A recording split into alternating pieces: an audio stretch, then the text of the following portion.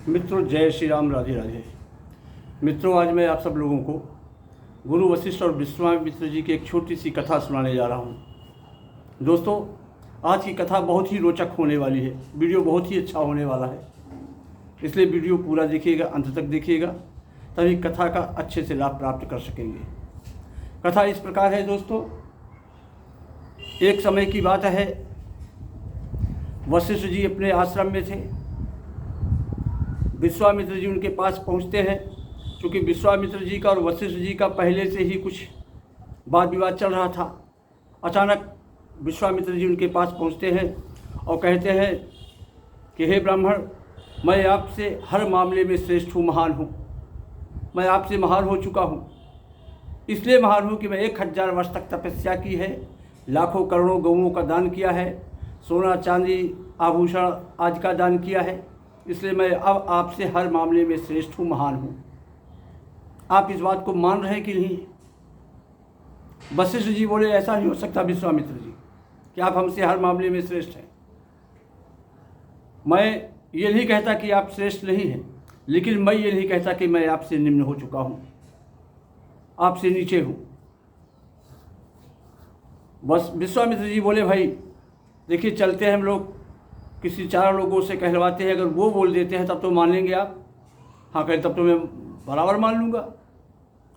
तो विश्वामित्र जी और वशिष्ठ जी दोनों लोग भगवान शिव के पास जाते हैं, कैलाश पर्वत पर। भगवान शिव माता पार्वती के साथ कैलाश पर्वत पर विराजमान रहते हैं। दोस्तों, वहाँ पहुँचते हैं, भगवान शिव को प्रणाम करते हैं दोनों लोग और अपनी अपनी समस्या बताते हैं। वशिष्ठ जी कहते हैं कि प्रभु, हमारा इनका एक फैसला कर दीजिए। फैसला ये है कि ये आए हमारे आश्रम में और कहते हैं विश्वामित्र जी, मैं आपसे श्रेष्ठ हूँ, महान हूँ, और मैं इस बात को मानने के लिए तैयार नहीं हूँ। मैं ये नहीं कहता कि हमसे ये श्रेष्ठ नहीं है, हमसे श्रेष्ठ नहीं हो सकते, लेकिन निम्न भी नहीं मानता, इसे इनको नीचे भी नहीं मैं मानता। इसलिए फैसला ये करना है कौन श्रेष्ठ है हम लोगों में। भगवान शिव थोड़ी देर तक सोचा विचारा। फिर उन्होंने सोचा कि ऋषि महात्माओं के चक्कर में पड़ना ठीक नहीं है, क्योंकि अगर इनके पक्ष में बोलता हूँ तो वो नाराज़ हो जाते हैं, उनके पक्ष में बोलता हूँ तो वो नाराज़ होते हैं। साफ कोई भी दे सकता है, ऋषि है, महात्मा है, संत है, इसलिए इनसे बचना ही अच्छा है। सीधे बहाना बना देते हैं कि भाई हमारे बस का ये फैसला नहीं है, मैं फैसला सुनाने में असमर्थ हूँ। फिर कौन सुना सकता है? विश्वामित्र जी बोले, जब भगवान आप नहीं सुना सकते हैं हम लोगों के विवाद का फैसला, फिर कौन सुना सकता है? भगवान शिव ने कहा कि देखिए, इसका फैसला सिर्फ भगवान विष्णु ही कर सकते हैं, बाकी किसी के बस की बात नहीं है। तो विश्वामित्र जी कहा, चलिए ठीक है, चलते हैं हम सब लोग भगवान विष्णु के पास, वहाँ चल करके ही फैसला करवाते हैं। भगवान शिव, वशिष्ठ जी, विश्वामित्र जी, सब लोग, तीनों लोग गए भगवान विष्णु के पास, जहाँ बैकुंठ लोक में वो रहते थे। भगवान विष्णु के पास गए और कहने लगे, प्रभु मैं इस समस्या की वजह से आपके पास आया हूँ। भगवान शिव फैसला सुनाने में असमर्थ हो गए तो आपके पास लेके आए हैं, लिहाजा आप फैसला कर दीजिए कि हम दोनों में कौन श्रेष्ठ है। आपके सिवा इस संसार में कोई, 3 लोक में कोई नहीं कर सकता फैसला। भगवान विष्णु बड़े असमंजस में पड़ गए कि अब क्या करे, मरता क्या ना करता, अब क्या करूं इस अवस्था में, इस कंडीशन में। अगर इनके पक्ष में फैसला देता हूं तो अभी तुरंत विश्वामित्र जी हमको श्राप दे देंगे, और विश्वामित्र जी के पक्ष में अगर फैसला देता हूं तो वशिष्ठ जी श्राप दे सकते हैं। इसलिए इससे अच्छा है कि अपने ऊपर न लेकर के शेषनाग को ही बता दिया जाता है।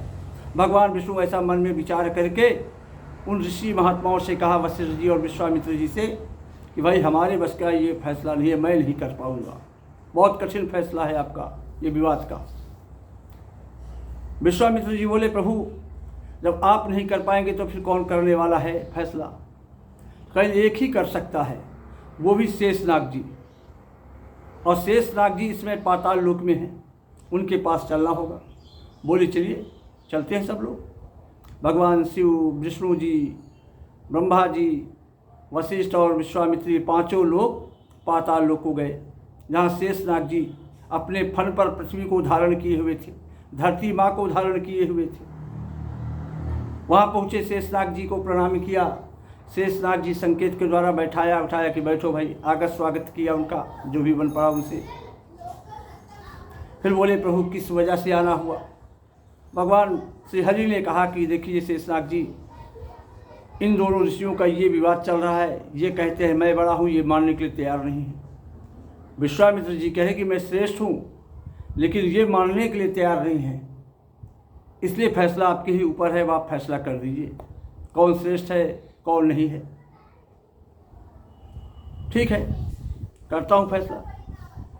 विश्वामित्र जी आप ऐसा करिए कि आइए 1 मिनट के लिए मेरे पास, अब पृथ्वी को आप धारण कर लीजिए, और जब आप पृथ्वी को उठा लेंगे अपने हथेली पर, तब ना हम फैसला करेंगे कौन महान है कौन श्रेष्ठ है।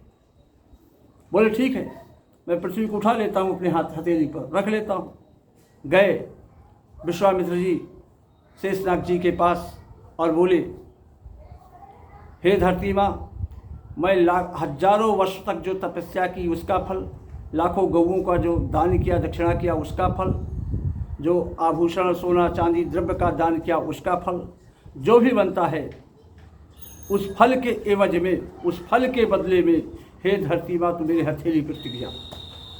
और जैसे लगाने की कोशिश किया और शेषनाग जी अपना फन थोड़ा सा ढीला किया कि इधर विश्वामित्र जी चिल्ला उठे कि शेषनाग जी प्रभु आप संभालिए, मेरे बस की बात नहीं है, धरती का भार बहुत है, मेरे बस की बात नहीं है, सारा फल मेरा कम पड़ गया धरती के वजन के आगे भारी होने की वजह से।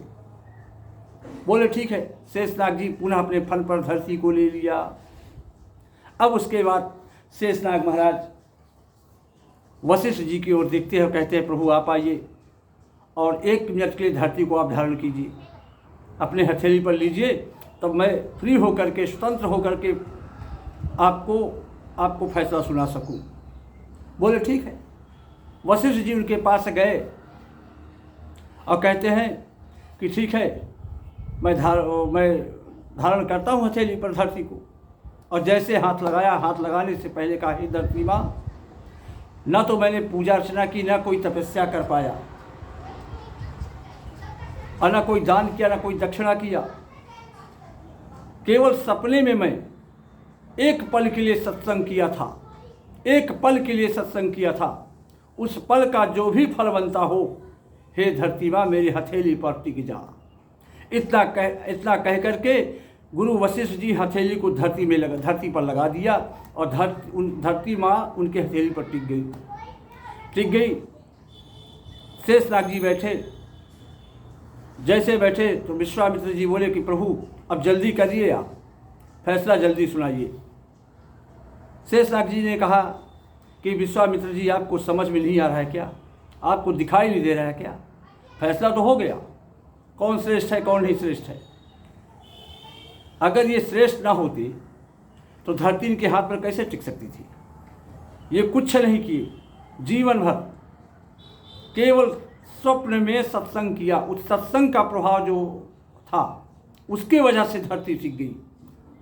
आप लाखों गौओं का दान किया, दक्षिणा किया, आभूषणों का दान किया, 1000 वर्ष तपस्या की, उसका फल के सत्संग के आगे कम पड़ गया। इसलिए श्रेष्ठ तो ये है गुरु वशिष्ठ जी। दोस्तों कहा भी गया है, एक घड़ी आधी घड़ी आधी में पुनियाद, असाधु संगत साज के कोट कटे अपराध। एक घड़ी आधी में पुनियाद, एक पल के लिए भी अच्छे पुरुषों का, अच्छे साधुओं का संगत हो जाता है तो करोड़ों अपराध कट जाते हैं, करोड़ों पाप धुल जाते हैं। मित्रों, ये कथा अगर आप सब लोगों को अच्छी लगी हो तो हमारे चैनल को सब्सक्राइब करें, लाइक करें और कमेंट बॉक्स में जा कर के जय श्री राम अवश्य लिखें। धन्यवाद।